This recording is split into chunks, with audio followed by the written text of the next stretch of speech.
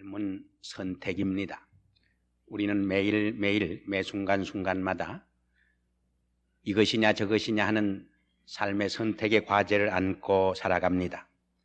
우리의 삶의 기로에서 우리가 무엇을 선택하느냐가 우리의 삶을 결정해 주는 것입니다. 행복한 삶과 불행한 삶이 따로 있는 것이 아닙니다. 성공적인 삶과 실패의 삶이 따로 있는 것이 아닙니다. 우리가 무엇을 선택하느냐가 우리의 삶을 결정해 주는 것입니다. 그래서 하나님은 모세를 통해 이스라엘 백성들에게 말씀을 했습니다. 내가 너희 앞에 복과 저주를 두노니 내 말을 행하고 순종하면 복을 받을 것이고 순종치 아니하면은 화를 입으리라고 말씀을 했습니다.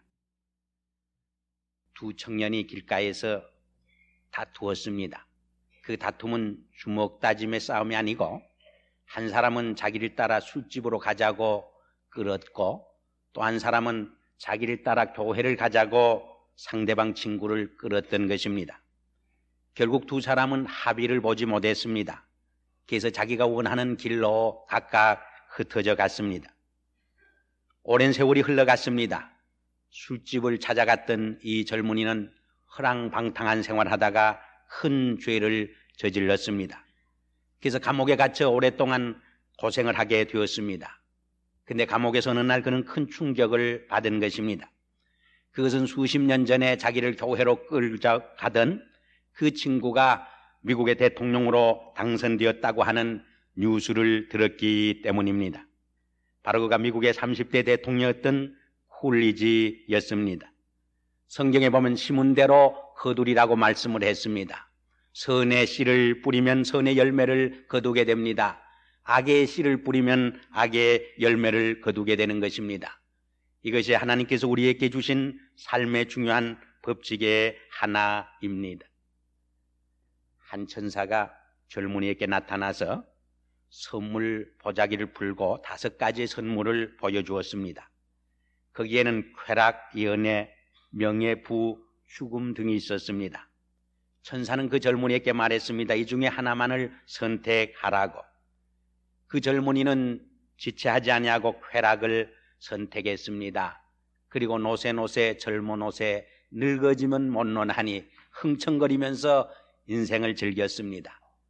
그러나 이 쾌락을 반복하는 동안에 깨달은 것은 쾌락이 갖다 주는 공허함과 허탈감이 죽음보다 더 크다고 하는 것을 깨달은 것입니다. 여러분, 술집에서 밤새도록 육체적 쾌락을 즐기고 새벽에 나오는 사람들의 모습을 보세요. 어깨가 축 늘어지고 그 얼굴에는 기쁨과 화평보다는 인생의 허탈감과 죄책감이 꽉 쌓이는 것을 쉽게 발견할 수 있는 것입니다. 그때 천사가 다시 나타났습니다.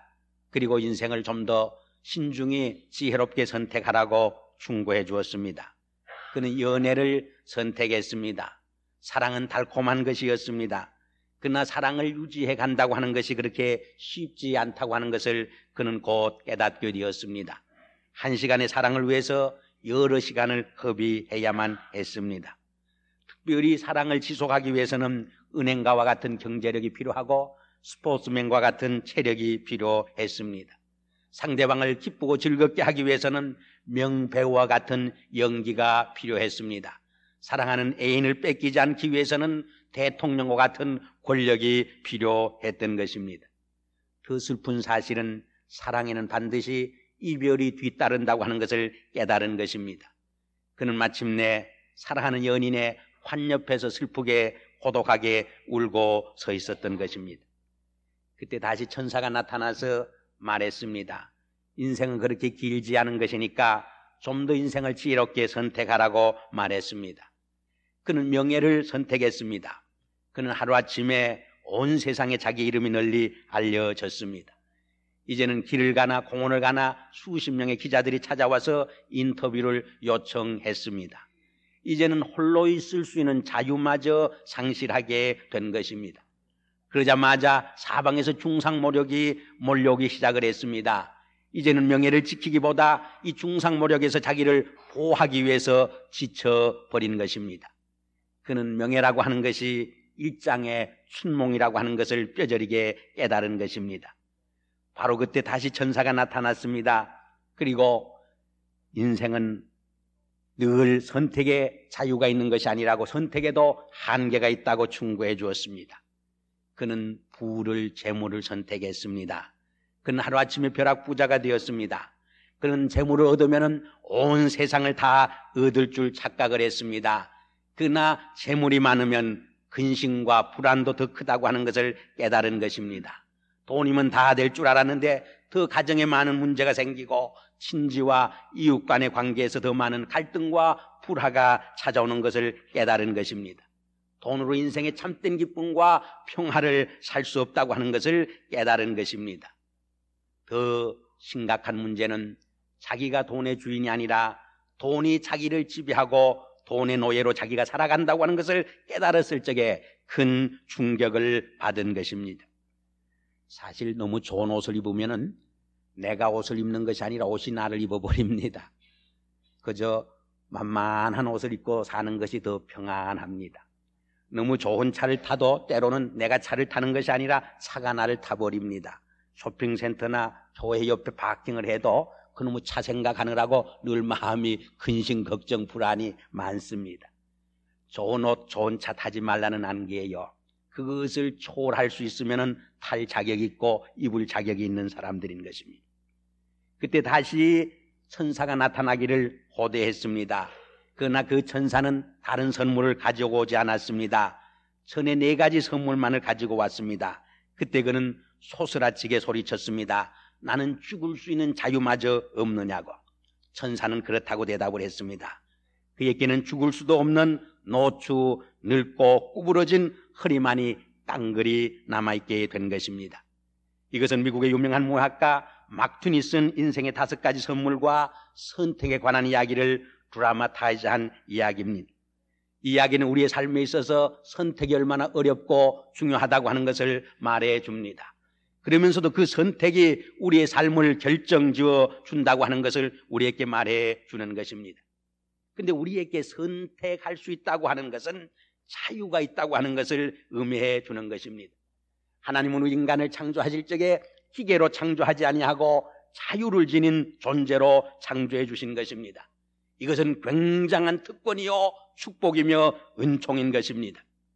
어떤 분은 하나님이 에덴에서 왜 선악과를 만들어서 그렇게 죄를 범하게 했느냐 불평하는 분들이 있습니다. 그러나 진정한 그 의미를 깨닫지 못하기 때문입니다. 그것은 우리 인간을 하나님이 기계로 만들지 아니하고 자유를 지닌 고귀한 존재로 만들었다고 하는 것을 우리에게 설명해 주는 것입니다. 그런데 자유에는 또한 책임이 뒤따르는 것입니다. 아담 이브가 저지른 죄가 무엇입니까? 하나님께서 주신 그 고귀한 자유의 책임을 무책임하게 잘못 사용한 데 있습니다. 그릇된 것을 선택한 데 있었던 것입니다. 그러므로 우리의 가장 큰 과제는 한 번밖에 없는 인생의 외길을 어떻게 바로 선택하며 인생을 살 수 있느냐, 더 고귀한 가치 있는 것을 선택하며 살 수 있느냐 하는 과제가 우리에게 있는 것입니다. 목숨이 한 3개쯤 있으면 얼마나 좋겠습니까? 스피어 목숨을 좀 달고 다니다가 과감하게 한번 죽을 때 한번 죽어보고 또 달고 다니면 얼마나 좋습니까? 그러나 우리 인간에게는 하나님께서 생명이 너무 고귀하기에 하나밖에 주시지 않았습니다. 이 고귀한 이례적인 인생을 우리가 어떻게 바로 선택하며 살 수 있느냐, 이것이 우리의 가장 큰 삶의 과제가 아닐 수 없는 것입니다. 그런데 어린이들에게 보석과 과자를 주면서 둘 중에 하나를 선택하라고 하면은 대부분의 어린이들은 아마 과자를 선택할 것입니다. 그것은 보석의 가치를 그들이 아직 깨닫지 못하기 때문입니다. 이것은 무엇을 우리에게 말해주느냐? 우리가 참 가치 있는 것을 선택하기 위해서는 참으로 가치 있는 것이 무엇이라고 하는 것을 깨달을 수 있는 판단력과 성숙성이 있어야 한다고 하는 것을 우리에게 말해주는 것입니다. 오늘 봉독한 본문 말씀에 보면은 모세도 이것이냐 저것이냐 하는 선택의 기로에 서게 되었습니다. 근데 그는 애굽의 바로의 공주의 아들로 부귀 영화를 누리는 그 길을 선택하지 아니하고 이스라엘 백성과 함께 고난받는 길을 선택했다고 말해 주고 있는 것입니다. 우리가 가만히 입장을 바꾸어 생각하면은 이 모세의 선택만큼 위대한 선택이 없습니다. 얼마나 힘드는 선택이었을까 하는 것을 우리가 발견할 수 있는 것입니다. 그가 그러한 선택을 할 수 있었던 것은 그에게 보다 값 있는 삶이 어떤 것인가를 판단할 수 있는 새 가치관이 있었기 때문인 것입니다. 본문에 보면 모세는 그리스도를 위하여 받는 능력을 애굽의 모든 보화보다 더 큰 재물로 여겼으니 이는 상 주심을 바라봄이라 말씀했습니다. 잠깐 있다 없어지는 부귀영화보다 영원한 가치가 어디에 있는가를 그는 깨닫고 발견한 때문입니다. 서울 세문안교회에 이인수 집사님이라고 하는 분이 있습니다. 제가 지난 1월에 경도와 일본 오사카의 연합집회를 마치고 잠시 며칠 서울에 들렸다가 우연히 그분을 만났습니다. 근데 그때 피택 장로로 뽑혔다 그런 간증을 하는 것을 들었습니다. 그분이 쓴 간증책 중에 좀 표현하기가 미안합니다마는 똥통을 메고 배운 교훈이라고 하는 그런 내용이 있습니다. 이분 5.16 혁명 후에 국가 최고회의 의장 비서실장을 했습니다. 근데 모종의 의혹 사건으로 사형 선고를 받고 12년 동안 옥살이를 했습니다. 독방에 갇혀 사니까 어떻게 힘드는지 일감을 좀 달라고 부탁을 했더니 일감을 안 주어서 단식 투쟁을 2주일이나 했습니다. 그랬더니 일감을 주었는데 무슨 일감을 주었느냐? 변소 청소하는 일감을 주었습니다. 근데 그것은 할만한데 제일 힘드는 것이 좀 미안합니다마는 똥통을 메고 수백 미터를 나르는 그 일이 제일 힘들었다고 그래요. 저도 어려서 시골에서 물통을 좀 접은 경험이 있는데 남보기 쉬운 것 같아도 그 균형을 잘 맞추지 않으면 그 물이 전부 다 자기를 덮어버립니다. 그래서 하루를 하고 못하겠다고 버텼더니 구두발로 차면서 독방을 선택하든가 똥통을 지든가 둘 중에 하나를 선택하라고 호통을 칩니다. 그래서 곰곰이 생각해 보니까 그래도 그놈을 지는 것이 더 좋을 것 같더래요. 그래서 그가 쓴 간증책에 보면은 똥통을 메고 배운 인생의 3가지 교훈, 그런 내용이 나옵니다. 첫째로 무슨 교훈을 배웠느냐? 낮아지는 겸손을 배웠다고 고백을 합니다. 전에는 지게꾼이나 노동자를 보면은 사람처럼 보이지 않았다는 것입니다. 멸시하고 천대했다는 것입니다. 그러나 그놈을 쥐고 지게꾼을 바라보니까 천사처럼 보여지다라는 것입니다. 이 정도로 낮아질 적에 그는 인생의 가장 값진 교훈을 배우게 되는 것입니다. 2번째로 그것을 진 덕택에 바깥 세상을 구경하면서 건강을 유지할 수 있었다고 고백을 합니다. 많은 죄수들이 병들어 죽어갔지만은 자기는 그것을 울러맨 덕택에 잔병까지 싹 사라졌다고 고백을 합니다. 3번째는 자기는 놀고 먹는 것이 상팔자인 줄 알았다는 거예요. 근데 거기에서 그 일을 하면서 사도 바울이 일하기 싫거든 먹지도 말라고 하는 교훈의 의미를 새롭게 깨닫게 되었다고, 이 일하는 삶의 축복이 얼마나 큰 축복인가를 새삼스럽게 발견했다고 고백을 합니다. 여러분, 일감이 많다고 너무 바쁘다고 불평을 할 때가 많지만은 그것이 얼마나 축복인가를 한번 여러분 아셔야 합니다. 그리고 자기가 성경을 읽지 아니하고 성경을 전시했더니 하나님께서 12년 동안에 100독 이상을 할 수 있는 기회와 축복을 주셨다고 고백을 합니다. 자기가 미련해서 하나님의 놀라운 진리와 가치를 깨닫지 못하게 되자 하나님께서는 자기를 옥에 쳐넣어서 12년 동안에 가장 고귀한 인생의 궁극적인 가치가 무엇인가를 깨닫고 발견하게 해주었다고 고백을 합니다. 하나님께서는 우리가 보다 인생의 값진 것이 무엇인가를 깨닫지 못할 적에 우리로 하여금 질병도 주십니다. 실패도 경험케 합니다. 고통과 시련도 주십니다. 그런 것들을 통해서 인생의 가장 값진 것이 무엇인가를 선택할 수 있는 능력을 우리에게 허락해 주시는 것입니다. 특별히 하나님은 우리 인간들이 보다 고귀한 진리와 가치를 깨닫고 선택할 수 있도록 몇 가지 길을 허락해 주시었습니다. 그것이 이성과 양심입니다. 우리는 하나님께서 주신 이성과 양심의 소리에 조용히 귀를 기울일 적에 선악을 분별할 수 있게 됩니다. 가장 값진 진리가 무엇인가를 깨닫게 되어지는 것입니다. 2번째는 성경을 통해서 계시해 주신 하나님의 말씀인 것입니다.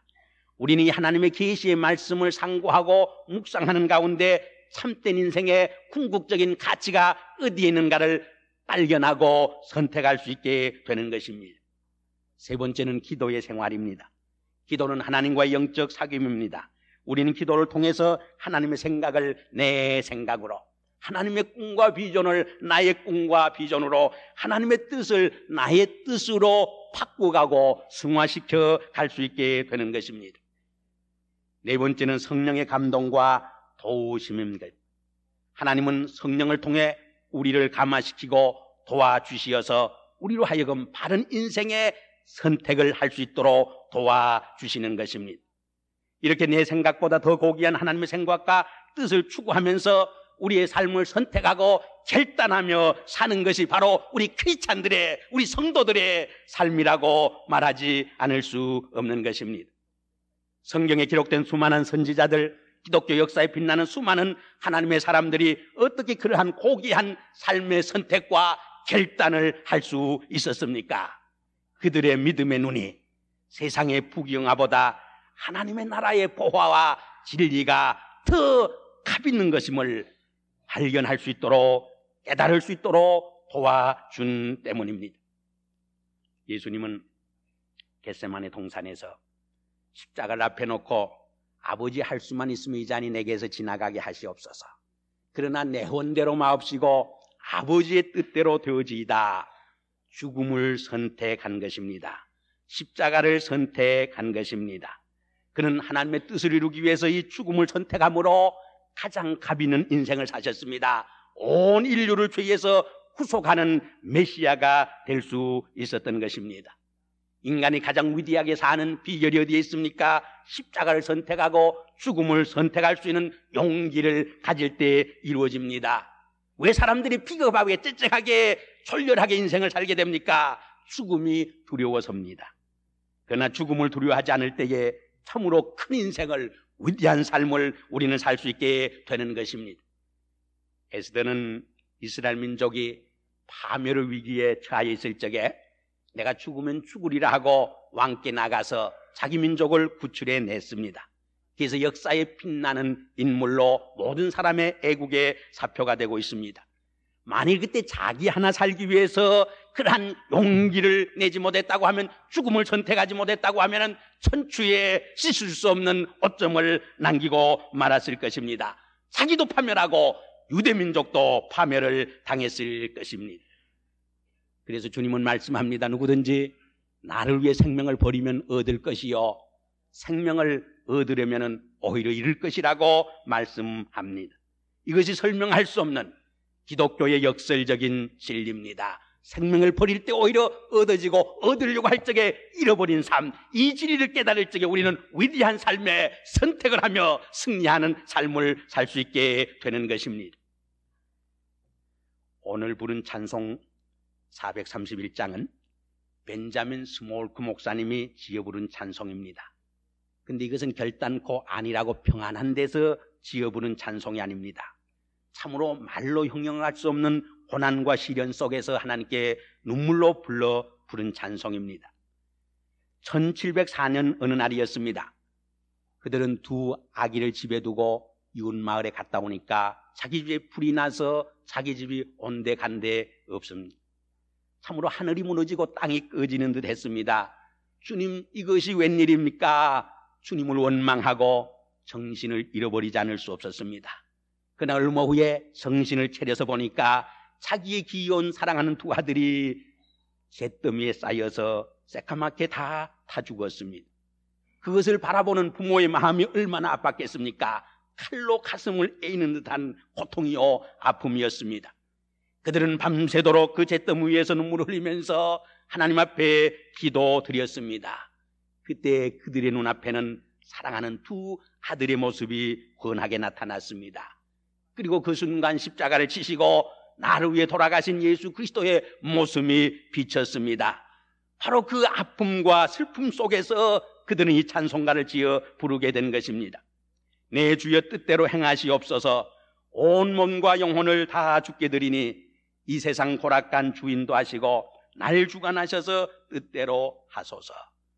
자신들의 생명 이상으로 사랑하는 두 아들마저 바쳤는데 이제 그 무엇인들 주님께 드리지 못하겠습니까? 나의 전부를, 우리의 전부를 주께 드리니 주의 뜻대로 사용하소서 하는 신앙 고백인 것입니다. 내 주여 뜻대로 하소서.